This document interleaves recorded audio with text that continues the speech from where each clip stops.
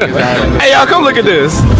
आगे जाऊंगा, इसी बाइक पे जाऊंगा और अल्लाह गवाए जर्नैलों को एक साइड पे खड़ा करूंगा, जट्टू को दूसरी साइड पे खड़ा करूंगा, कौम को तीसरी साइड पे खड़ा करूंगा और पाकिस्तान को आजाद करके दिखाऊंगा।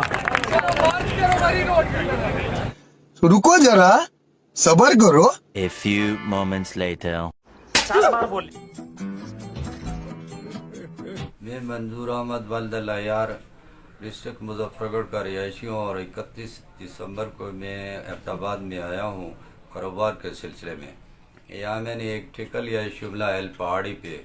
अरे कहना क्या चाहते हो? 10 मई को जो है मैंने तहरीक इंसाफ की रैली में शरीक हुआ हूँ और मैंने कुछ ऐसे अल्फाज इदारों के ख़िलाफ़ इस्तेमाल किए हैं जिस पे मैं बहुत शर्मिंदा हूँ और बहुत ज़्यादा माजरत करता हूँ कि मैंने ये गलती की और आइंदा इस किस्म की कोई गलती नहीं करूँगा।